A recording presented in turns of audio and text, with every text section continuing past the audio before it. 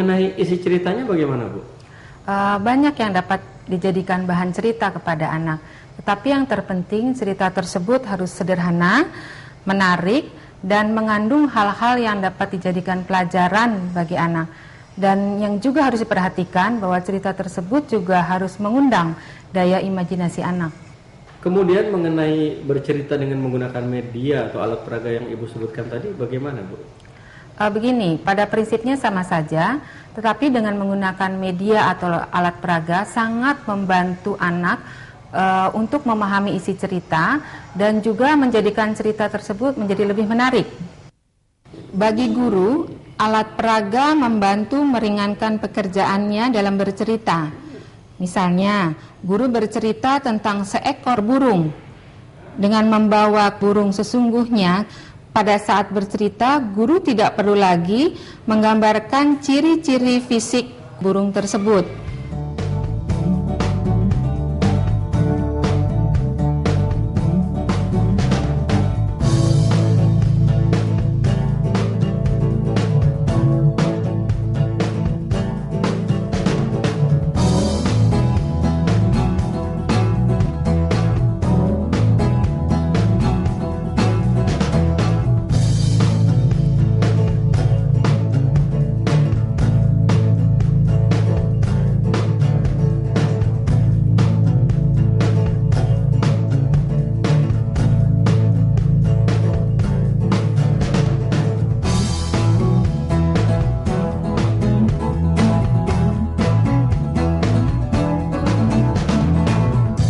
Apabila alat peraga sesungguhnya sulit didapat atau tidak mungkin dibawa ke dalam kelas, maka guru dapat menggantikannya dengan alat peraga tiruan, misalnya berupa patung, boneka, atau gambar.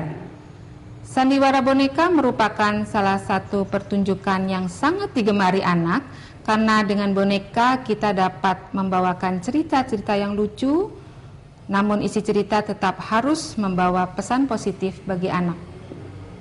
Pas ketemu, Ibu, aduh, aku ketinggalan tadi. Ibu kenapa ninggalin aku? Katanya Bona sambil nangis.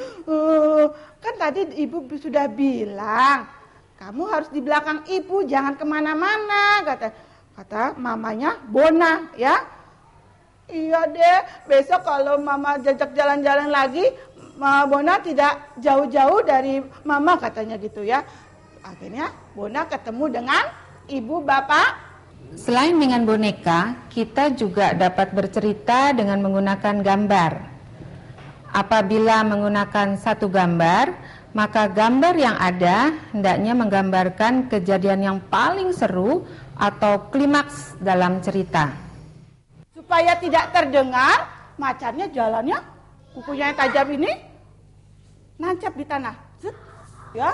Terus dia pelan-pelan mengendap-endap, kancilnya ada di sana. Dia matanya tuh gerak, si kancil pelan-pelan ya. Ketika sudah langsung diterkam dengan sekali tangkap. Guru juga dapat menggunakan 2, 3, atau 4 gambar sekaligus. Apabila menggunakan 2 buah gambar, maka gambar pertama merupakan tokoh yang sedang beraksi di awal cerita, dan gambar kedua menunjukkan tokoh yang sedang beraksi di akhir ceritanya. Bercerita dengan gambar dapat menggunakan 3 atau 4 gambar sekaligus. Tentu saja gambar-gambar tersebut menunjukkan peristiwa-peristiwa penting dalam cerita.